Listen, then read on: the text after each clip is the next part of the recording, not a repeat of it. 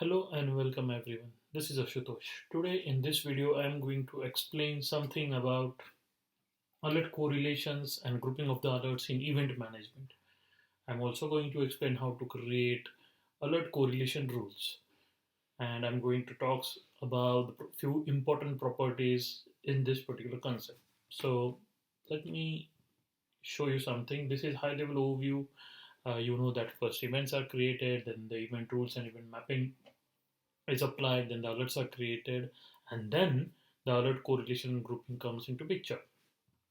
So today we are going to talk on the section which is highlighted in light blue color, that is sky blue color. If you want to know something about event rules and event mapping, please visit my YouTube channel. I have already created a few videos on this particular concept. So let's get started and move to alert correlation and grouping. So in service now we have typically four mechanisms which makes use of machine learning alert aggregation to group the alerts into logical groups, to group an alert uh, into primary and secondary, to say that okay, this particular alert is primary and this set of alerts are secondary. How this is done, we are going to see that. So let me go to this model. We call it as RAMC model. First, R stands for rule based, A stands for automated, M stands for manual, and C stands for CMDB. We are going to see all these four mechanisms one by one. I'm also going to give you a short demo how this works. Let's go to the instance. So this is the instance where you can see uh, events. There are no events, alerts, nothing is grouped, and I am going to use this service for testing. So this is my service which I will be using for testing. Okay. Now to create events into service, now what I'm going to do is I'm going to use Postman to send events to service now.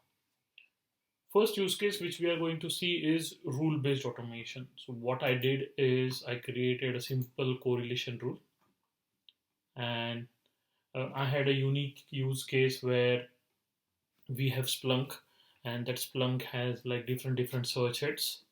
Okay, and there is a possibility that I can get an event from different search heads and different sources for the same node, and I don't want my DevOps team or the operator to work on these alerts individually. So we are going to group these alerts and let the uh, operator work on one main alert, that is primary alert, and then the information will be cascaded to the secondary alert. For example, if the primary alert is resolved or closed, it will automatically close the secondary alerts which are in picture.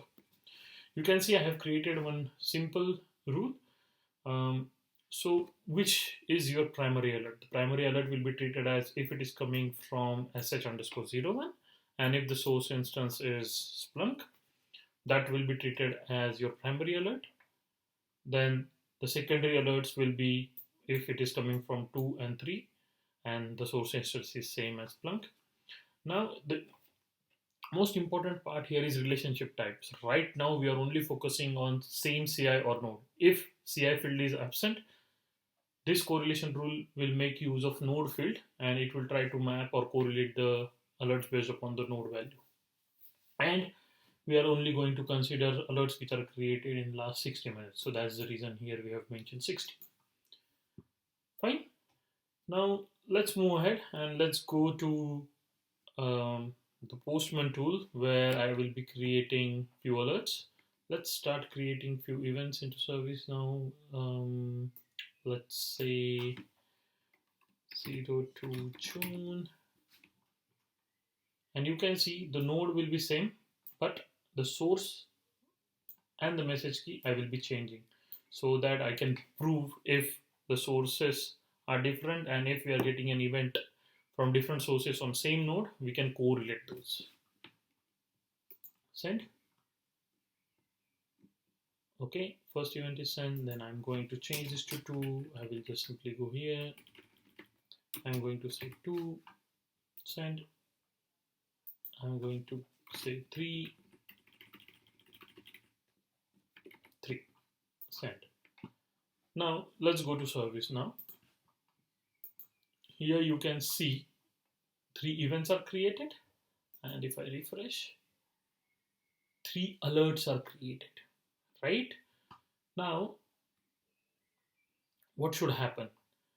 Ideally, according to our rule, which we have configured here, you can see the primary alert is the one which is having this source. So this particular alert should be the primary alert, and these 2 alerts should be the secondary alerts.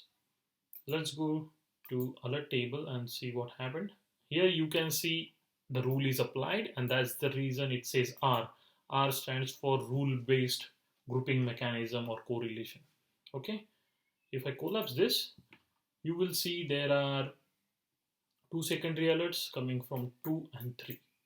Okay, now we have alert intelligence in place, and that is nothing but the operator on the operator workspace. You can see alert intelligence, how it works. I will just go there. Before that, I will show you the alerts created here, and you can see the alerts which are created here, right? Let's go to the alert intelligence part. Here you can see top priority, and here you can see the rule based alert which we created. If I click on this, you will see 2 important things which I would like to focus on in this particular page is, you can see role in group. So the one which has source 01 is primary, group is role based, and here you can see group is secondary for the alerts which has source as 2 and 3. Now I'm going to close this alert. Once I close this alert, these 2 secondary alerts will be gone from here. Okay, if I close this,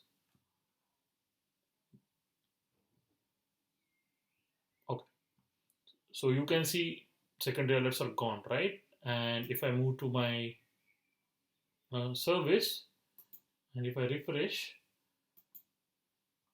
this is now gone. You can see the color is also back to normal. It is green. You can see it is green, right? So this is how alert correlation works for rule-based mechanism. Okay. Now we are going to go and see something about automated grouping. To show you that, what I'm going to do is I'm going to first explain you few properties which are really important in this case, and the properties are listed here. If you go to alert aggregation and properties, so to allow automated correlation or grouping to work, you need to click these 2 properties, and to allow CMDB aggregation to work, you need to say this property as true. Okay, for demo purpose, I'm going to switch off the automated rule for now, because this comes first into picture and it will get applied, and I can't show you the automated correlation. So I'm deactivating this correlation rule for now. Okay, now to show you how automated correlation works, what I'm going to do is I'm again going to go to Postman tool, and I'm going to create on the ESX host, I'm going to create few events. Okay, and I'm going to create it from different sources again. Before I create, I need to tell you this automated correlation only works on CI field and node field. Okay, if your alert is on the same CI but coming from different sources, then only automated correlation will work.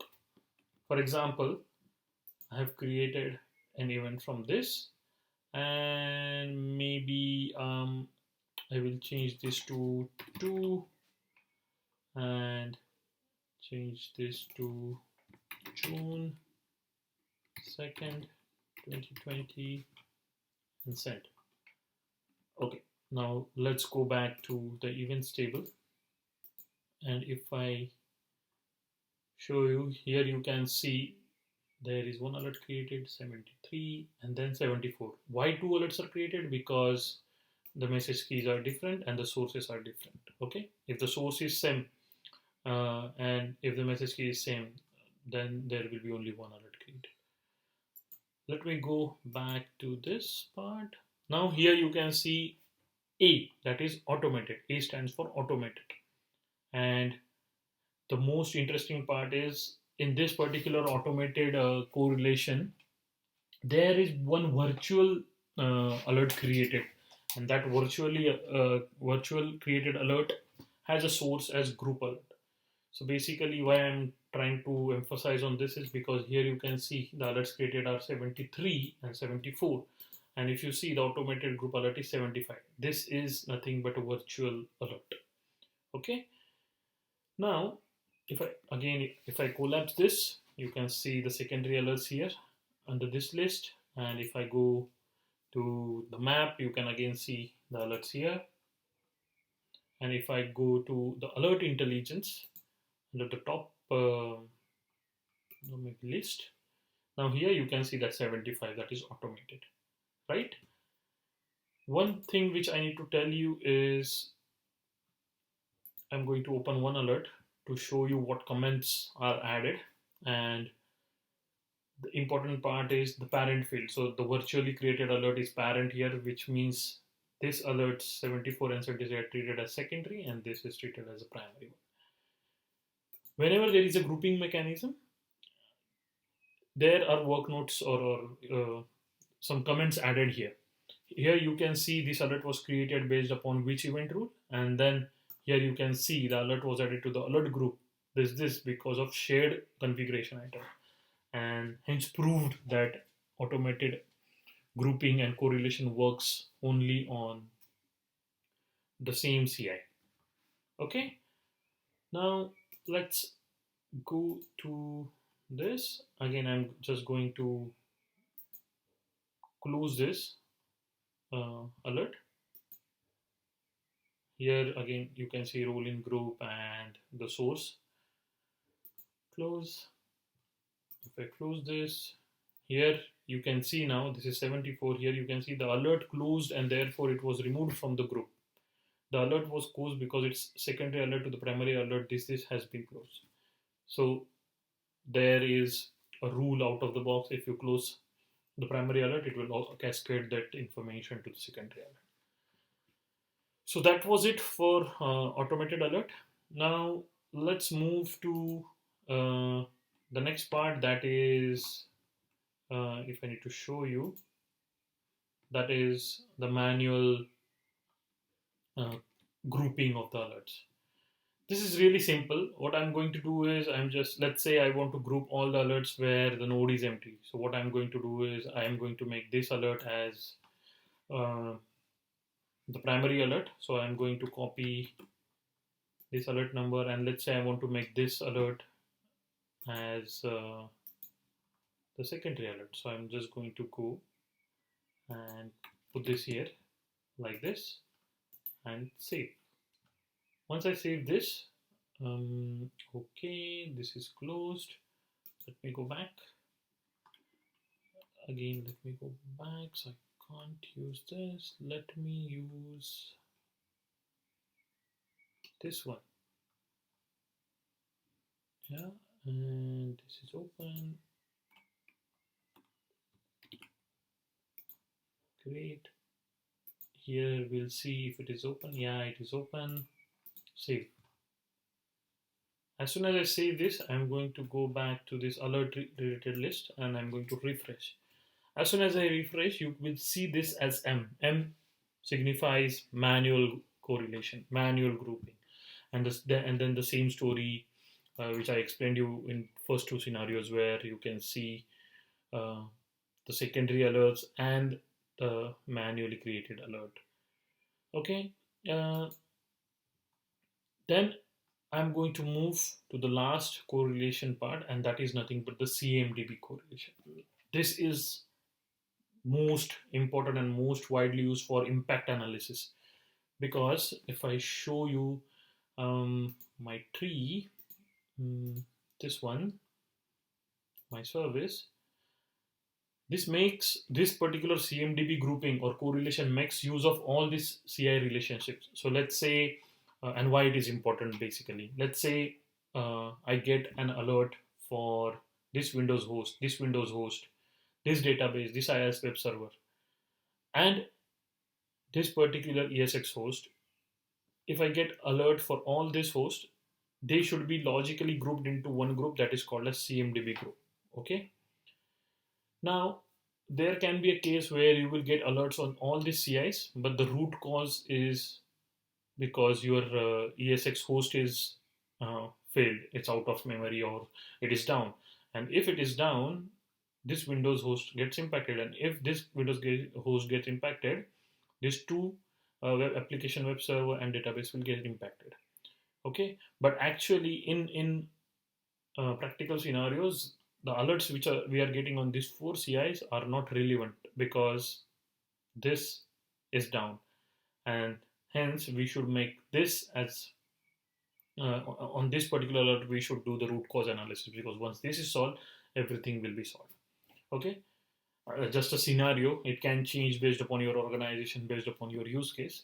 But now I'm going to create alerts and events on all these CIs, and I will show you how CMDB grouping works. Let's go to Postman.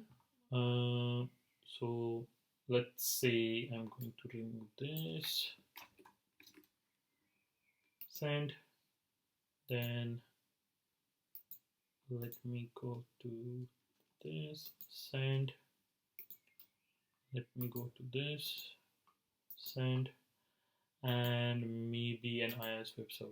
Yeah, send. I will show you the event table. Here you can see now alert is created 76 for this Windows host, and then alert is created for this particular ESX host. Ideally it has reopened the alert because you are creating it within certain limit of time, and for all this there are different alerts created. Now I will jump to alert table, and if I refresh this alert table, you will see here it's CMDB grouping.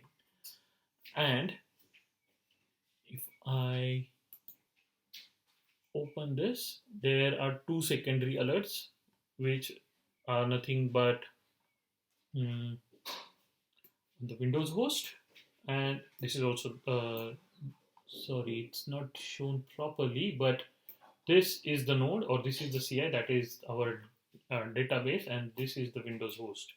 Okay, let me refresh this again, and okay, cool.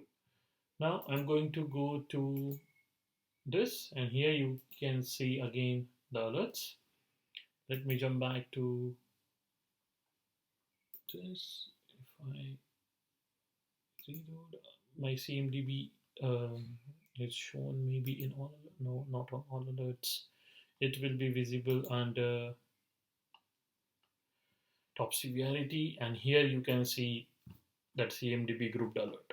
Okay, and if I show you the 3 secondary alerts, here you can see the alert which is created on the application web server, the alert which is created on the database server or on the database instance, and the alert which is created on the Windows host. So basically I created alert here, here, and here. And why these two are showing? Because there were already two alerts created in our use cases, right? And that's the reason it is there. So that was it about CMDB grouping. So the underlying concept is for the CMDB grouping, we make use of suggested CI relationships which are in service now. Okay. Before I end this video, I need to tell you few things. First is why correlation and grouping is used, because it helps the operator to work on only one alert instead of working on multiple alerts. It reduces the noise basically into our system. It only shows you one alert, and underlying alerts are automatically resolved. It does logical grouping, which reduces your overhead. You don't have to worry about it, and then it helps you to assign the alerts to respective operators, respective groups. That can be an advantage. And then the last one is to make a decision what is happening based upon multiple alerts. Okay. One thing which I missed in the manual alert is whenever you do manual grouping, that is recorded by ServiceNow. So machine learning is in place. Next time when the alert aggregation rule runs, it will make use of that manual pattern which you have followed. So you have followed a grouping of alert where there is no node or where there is no CI. So that will be recorded into the system, and next time whenever the alert aggregation engine runs, that pattern will be evaluated out of the box. So when you do a manual grouping, make sure you do it in a logical way. Okay, that was it. If you like this video, do comment. If you have any suggestions, please let me know. I have created an article for the same video on ServiceNow community. You can check details there about the JSON body of the particular events I'm using in Postman. You will get all these things in that article, and this video will be available on my YouTube channel. Thanks for watching, and see you again. Bye.